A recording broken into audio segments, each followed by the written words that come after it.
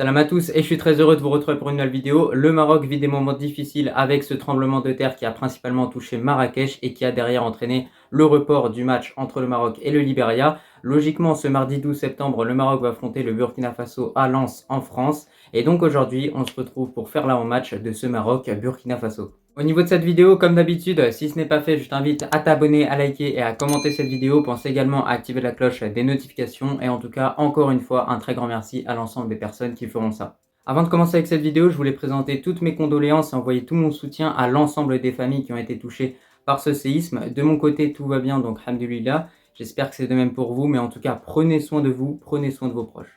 Maintenant, on va parler foot et donc la première information que l'on a eue, c'est le report de ce match face au Liberia via un communiqué. On ne sait pas quand le match va être réellement reporté. Moi, je pense qu'il va carrément être annulé. Il y a de grandes chances en tout cas que ce match contre le Liberia ne se joue pas. Je trouve que c'est plutôt dommage.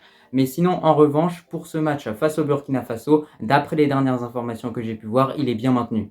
Sinon aujourd'hui je porte ce beau maillot de l'Arabie Saoudite qui m'a été envoyé par footnz.com. Donc si toi aussi tu souhaites avoir un maillot de qualité pour un prix qui est relativement assez bas, n'hésite pas à aller voir en description, j'ai mis toutes les informations et avec le code ROCMA tu peux profiter d'une réduction de moins 10%. Après cette petite parenthèse, on reprend avec l'avant-match et la première chose que je tenais à dire, c'est que ce match face au Burkina Faso, ça a vraiment été un match très compliqué pour le Maroc. Parce que premièrement, le Burkina Faso est une équipe qui a accompli de grandes choses lors de ces dernières années, comme par exemple un statut de demi-finaliste lors de la dernière CAN, donc c'est clairement une équipe à ne pas sous-estimer. Et surtout, le Burkina Faso, c'est une équipe qui a posé problème 2 fois à l'Algérie lors des qualifications pour la Coupe du Monde 2022, parce qu'ils ont réussi à tenir 2 fois en échec les Fennecs justement, qui est quand même une très bonne équipe, l'Algérie en Afrique, on va pas se mentir. Donc vous l'avez vu avec ce que je viens de vous dire, cette équipe du Burkina Faso va vraiment falloir la respecter parce que malgré le fait qu'ils ont perdu contre le Cap-Vert, qu'ils ont fait match nul 0-0 récemment contre les Swatini, ça reste une équipe qui est quand même redoutable et surtout n'oublions pas qu'avec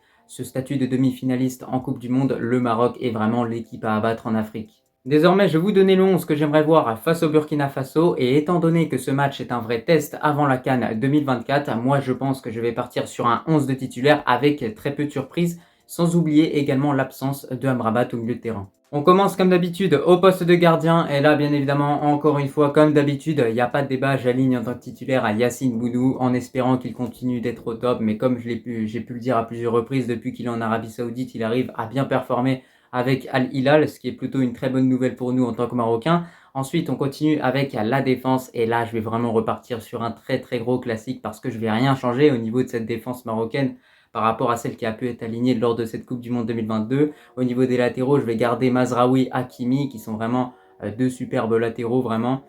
Au niveau de la charnière centrale, Seyss Aguerd, ça fait le taf également. Donc pour moi, cette défense à 4, elle ne bougera pas pendant un moment. Moi, je pense que même durant cette CAN 2024, il y a vraiment de grandes chances que Regragui aligne à chaque fois justement cette défense-là. Après, au niveau du latéral gauche, il y a toujours cette fameuse question qui se pose, ce fameux débat qui se met en place. Est-ce qu'on met en tant que titulaire Mazraoui ou bien Yahya Atiatala? Moi, sachez-le, en tout cas, même si je suis Rajaoui, je suis totalement ouvert à cette question.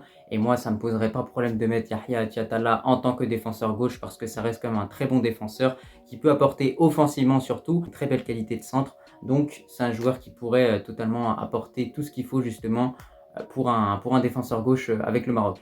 Donc en tout cas, n'hésitez pas à me dire en commentaire à quelle défense vous mettriez pour ce match face au Burkina Faso. Mais moi, comme d'habitude, je repars sur ce fameux classique Mazraoui, Hakimi, Aguerd, Seyss. On passe au milieu de terrain et avec l'absence d'Amrabat, j'ai vraiment longuement hésité à mettre Gebran en tant que milieu défensif pour rester avec un 4-3-3 composé d'un milieu défensif. Mais au final, j'ai décidé de partir sur un trio du milieu avec 3 milieux centraux sur la même ligne. Ces milieux centraux sont Ounahi, El Khanous, Amallah. Alors moi, je vous le dis encore une fois, peut-être que certains vont me critiquer parce que j'ai mis Amala en tant que titulaire dans ce 11, mais moi au final, je mets ce joueur parce que Amallah, selon moi, c'est vraiment la stabilité. Voilà, c'est un joueur qui vraiment effectue ce travail de l'ombre, qui récupère beaucoup de ballons, qui est également à l'initiative, à l'origine du pressing marocain justement durant cette Coupe du Monde 2022. Donc pour moi, c'est quand même un joueur auquel il faut réellement faire confiance et surtout Amala, ça fait un certain temps qu'on ne l'a pas vu avec le Maroc. Donc il faut lui donner du temps de jeu pour qu'il recommence à retrouver des automatismes avec ses coéquipiers. Juste à côté d'Amala, comme je l'ai dit, El Khanous avec Ounahi, franchement 100% créativité, 100% création d'occasion avec ces joueurs-là. En tout cas, moi, clairement, ce duo-là, moi je pense qu'il peut très bien fonctionner. On l'a vu contre le Brésil, El Khanous et Ounahi étaient alignés ensemble, ça combinait plutôt très bien entre ces deux joueurs. Donc voilà, on va repartir sur ça en espérant que tout se passe bien. Donc au final, concernant ce milieu de terrain, d'un côté, on va avoir la stabilité apportée par Amalah, qui va également effectuer ce travail de l'ombre, c'est-à-dire récupérer beaucoup de ballons et participer beaucoup au travail défensif de l'équipe pour réellement apporter de la solidité à notre bloc. Et de l'autre côté, on va avoir El Khanous et Ounahi qui vont être un peu plus impliqués justement dans tout ce qui est l'aspect créativité sur le terrain. Pour finir avec ce 11, on a le trio d'attaque et j'ai décidé d'aligner un trio d'attaque plutôt assez original, mais surtout pour remplacer Ziyech et Sofiane Bouffal. À droite, j'aligne en tant que titulaire à Seth Barry, à gauche Abdé et pour finir en tant que buteur, Youssef En-Nesyri. Et bah écoutez, franchement, moi ce trio d'attaque, je le trouve vraiment formidable. Je pense que les joueurs peuvent vraiment très bien combiner entre eux. On espère qu'il va y avoir une bonne connexion entre Seth Barry et Hakimi sur le côté droit, même cas de figure entre Abdé et Mazraoui sur le côté gauche. En tout cas, moi, je pense que ça peut fonctionner. Seth Barry, c'est un joueur qui a montré vraiment de quoi il était capable, que ce soit en club ou même avec le Maroc lors de cette CAN U23. Moi, clairement, il m'a vraiment épaté. C'est un joueur qui, athlétiquement, est vraiment très puissant, très bon en dribble, capable vraiment d'éliminer n'importe quel défenseur. Donc voilà, il faut qu'il continue sur cette lancée parce que pour moi, Seth Barry, c'est vraiment un joueur qui peut aller très loin.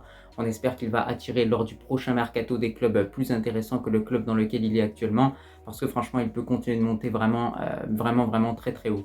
Sinon, concernant Abdé et En-Nesyri, premièrement, par rapport à Abdé, moi, clairement, sur 90 minutes face au Burkina Faso, j'ai vraiment envie de voir ce que ça peut donner pour lui. Parce que, à part l'entrée qu'il a pu effectuer contre le Chili en match amical avant la Coupe du Monde 2022, on ne peut pas dire qu'Abdé a fait grand-chose en équipe nationale, à part avec cette équipe des U23. Mais si on parle de l'équipe A, il n'a pas fait grand-chose, parce que même son match contre le Pérou a été quand même assez décevant. Donc c'est pour ça qu'on en attend beaucoup d'Abdé, qui est réellement soit le remplaçant de Sofiane Bouffal, soit même le titulaire, le nouvel ailier gauche de Regragui, même s'il ne faut pas oublier quand même Amin Adli, qui peut totalement être titulaire contre le Burkina Faso, c'est pas impossible. Enfin, au niveau de cette attaque, comme je l'ai dit, En-Nesyri, alors j'ai beaucoup hésité entre lui et Hamdallah. On peut encore une fois redonner une chance à Hamdallah. Mais voilà, comme je vous l'ai dit dans ce 11, mon but c'est de ne pas trop changer l'équipe, de vraiment garder un bon 11 de titulaire pour être vraiment prêt pour ce match et qu'on prenne réellement ce match comme si c'était le début de la compétition, le début de cette CAN 2024. Bon écoutez, c'était un petit peu tout pour ce 11. Vous l'avez vu, j'ai effectué peu de changements par rapport au 11 que l'on a pu voir durant l'entièreté de cette Coupe du Monde 2022. Bon, bien évidemment, il n'y a pas de Sofiane Amrabat, il n'y a pas de Sofiane Bouffal et il n'y a également pas de Hakim Ziyech. Mais après, on a pu le remplacer par des joueurs qui sont bien évidemment tout autant intéressants. Au milieu de terrain, j'ai décidé d'aligner une ligne de 3 milieux centraux qui seront vraiment bien alignés. Amala, El Khanous, Ounahi, ça peut clairement faire le taf. Ensuite, pour l'animation offensive, encore une fois, deux joueurs que je trouve très intéressants, Abdé et Barry. Je pense que ça peut vraiment bien fonctionner. Et pour la défense, j'ai laissé ce fameux classique, cette fameuse défense à 4, Saïs, Aguerd, Hakimi, Mazraoui et au goal, Yacine Bounou. Pour finir avec cet avant-match, on va passer à mon pronostic et la première chose que je tiens à dire, c'est que j'espère vraiment que les joueurs vont être concentrés, qu'ils vont pas trop penser à ce qui s'est passé dans notre beau pays malheureusement, parce que voilà, on sait que l'aspect mental dans le football, c'est quand même quelque chose de très important et très fondamental. Donc c'est pour ça que voilà, va falloir que les joueurs essayent de faire la part des choses et restent concentrés sur leur objectif qui est réellement de se préparer au mieux pour la prochaine CAN justement qui va venir très très vite. Et donc par rapport à ce match, je vois le Maroc s'imposer sur le score de 2-0 ou bien 3-1. Pour conclure avec cette vidéo, écoutez, je pense qu'on a fait le tour au niveau de cet match entre le Maroc et le Burkina Faso. On espère une victoire pour nos Lions d'Atlas. De ton côté, en tout cas, je te remercie si tu as regardé cette vidéo dans son entièreté et je te dis tout simplement à la prochaine.